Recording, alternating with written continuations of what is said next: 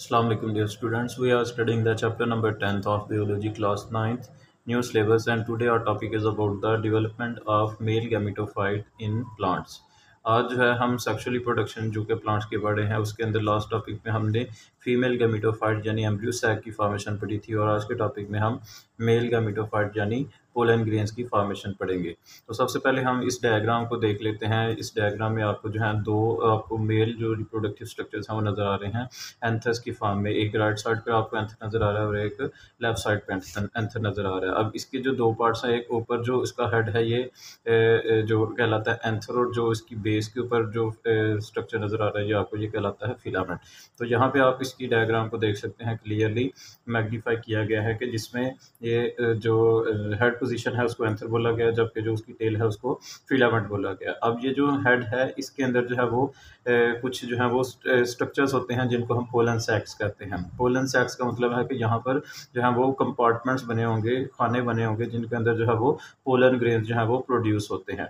अब ये जो पोलन सैक्स हैं इनको हम माइक्रोस्पोरेंजियम कहते हैं।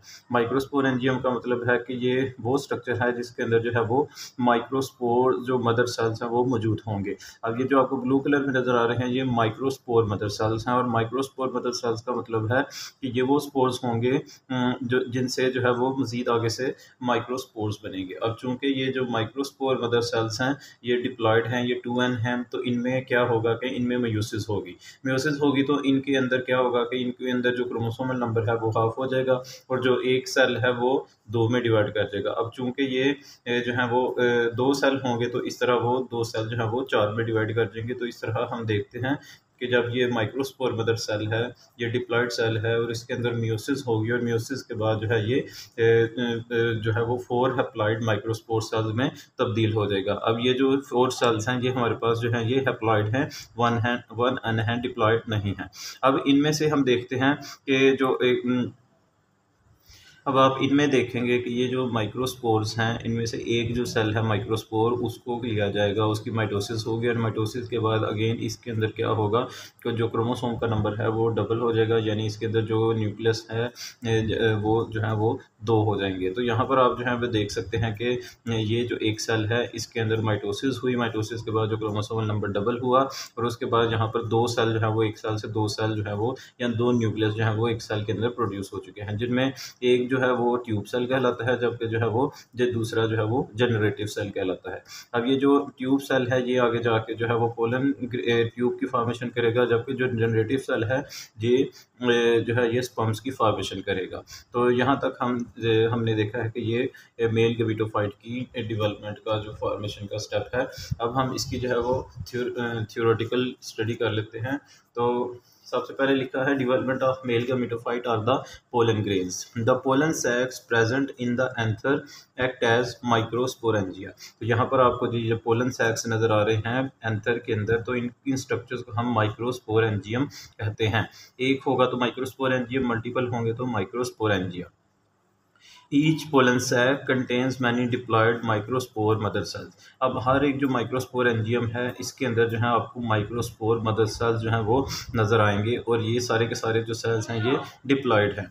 अब जो क्या होगा कि ईच जो माइक्रोस्पोर मदर सेल है undergoes meiosis and produce the 4 applied microspores. अब इनमें से ये हर एक जो सेल है ये क्या करेगा, ये मियोसिस करेगा। मियोसिस के बाद इनका जो क्रोमोसोम का नंबर है वो हाफ रह जाएगा, और उसके रिजल्ट में हमारे पास जो है वो 4 हप्लॉइड जो माइक्रोस्पोर्स हैं वो आपको प्रोड्यूस होते नजर आ रहे हैं। अब माइक्रोस्पोर अंडरगोज माइटोसिस। अब ये जो 4 हप्लॉइड माइक्रोस्पोर प्रोड्यूस हुए हैं इनमें से एक जो माइक्रोस्पोर है वो माइटोसिस करेगा, और माइटोसिस के रिजल्ट में उसके अंदर जो है वो एक 2 सेल स्ट्रक्चर जो है उसकी फॉर्मेशन हो जाएगी। The resulting 2 cell structure is called the pollen grain. अब इस पूरे ओवरऑल स्ट्रक्चर को हम जो है वो पोलन ग्रेन कहते हैं, या इसको हम मेल गैमेटोफाइट भी कहते हैं। Which is the male gametophyte. One cell in pollen grain is the tube cell. अब इसमें आप देख सकते हैं कि इस जो पोलन ग्रेन है इसके अंदर जो एक सेल है ये ट्यूब सेल है, जो कि पोलन ट्यूब की फॉर्मेशन करेगा, जो कि सेक्सुअल रिप्रोडक्शन में स्पर्म्स की ट्रांसफर के लिए इस्तेमाल होगा इनटू द फीमेल गैमेटोफाइट। जबकि जो दूसरा जो सेल है वो है generative cell. The other cell is called the generative cell which will form the sperms. तो ये जो दूसरा सेल है ये स्पर्म सेल्स की फॉर्मेशन करेगा। तो नेक्स्ट हम देख लेते हैं इसकी नेक्स्ट टॉपिक है पोलिनेशन का। पोलिनेशन का मतलब होता है कि जो ट्रांसफ़र होगी, अब चूँकि जो स्पर्म सेल्स हैं या जिनको हम मेल गैमेटोफाइट्स कहते हैं या एग सेल्स जिनको हम फीमेल गैमेटोफाइट्स कहते हैं, फीमेल गैमेट्स कहते हैं, उनकी फॉर्मेशन हो चुकी है और उनकी अब जो मेल गैमेट्स हैं उनको ट्रांसफ़र किया जाएगा फीमेल गैमेट्स में और इस अमल को हम जो है वो पोलिनेशन कहते हैं। और आपको ये भी पता है कि जो मेल जो रिप्रोडक्टिव स्ट्रक्चर होता है फ्लावर के अंदर उसको हम जो है वो एंथर कहते हैं, जबकि जो फीमेल स्ट्रक्चर है जिसके अंदर एग सेल प्रोड्यूस हो रहे होते हैं उसको हम जो है वो स्टिग्मा कहते हैं। उसको अंदर ओवरऑल हम उसको कार्पल कहते हैं, लेकिन उसका जो स्टार्टिंग पॉइंट है, टिप है, उसको हम जो है वो स्टिग्मा कहते हैं। जिस तरह आपको ये स्ट्रक्चर नज़र आ रहा है तो ये स्टिग्मा है। तो देख लेते हैं pollination. The male gametophyte which is the pollen grain contains the sperms while the female gametophyte which is the embryo sac contains the egg.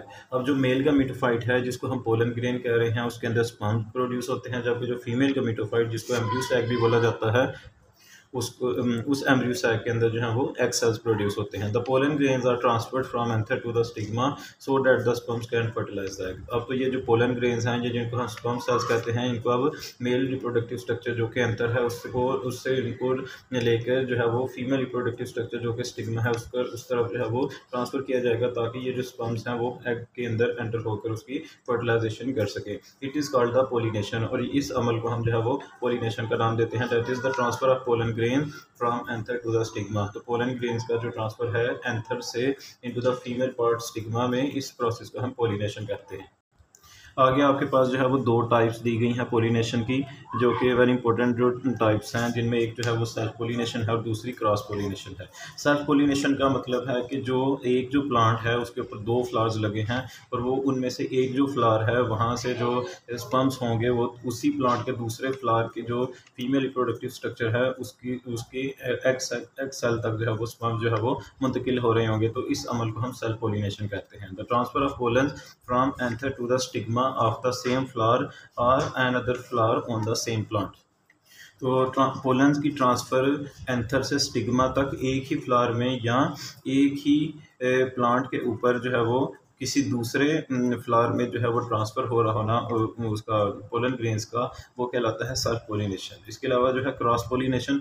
अब क्रॉस पोलिनेशन का मतलब है कि अब जो एक प्लांट है उसके ऊपर जो फ्लावर लगा है, अब वो दूसरा प्लांट जो है वो किसी दूसरी थोड़े से डिस्टेंस पर मौजूद है या किसी अलग जो पार्ट है वहाँ पर किसी अलग गमले में जो है वो मौजूद है। अब जो पहला जो पार्ट है जिसके अंदर वो प्लांट मौजूद है वहाँ से जो है वो पोलन जो है वो ट्रांसफ़र होंगे वो दूसरे गमले में मौजूद प्लांट के ऊपर। और लेकिन इसमें फ़र्क ये है कि ये जो क्रॉस पोलिनेशन है इसमें जो पोलन जो ट्रांसफ़र होंगे दूसरे प्लांट तक वो प्लांट भी सेम स्पीशी का ही होना चाहिए, तो ये कहलाती है क्रॉस पोलिनेशन। तो सेल्फ पोलिनेशन का मतलब एक ही प्लांट के अंदर रहते हुए पोलन ग्रेन्स की ट्रांसफ़र होना, जबकि क्रॉस पोलिनेशन में जो पोलन्स की ट्रांसफ़र है वो एक जैसे स्पीशी के एक प्लांट से दूसरे प्लांट तक जो है वो ट्रांसफ़र होना क्रॉस पोलिनेशन कहलाता है। The transfer of pollens from anther of one plant to the stigma of a flower on a different plant of the same species. तो जो पोलन ग्रेन्स की ट्रांसफ़र होगी एंथर से स्टिग्मा तक, लेकिन वो डिफरेंट प्लांट होगा उसी स्पीशी का जो है, यानी वो अलग मौजूद होगा प्लांट। तो इस प्रोसेस को हम क्रॉस पोलिनेशन का नाम देते हैं।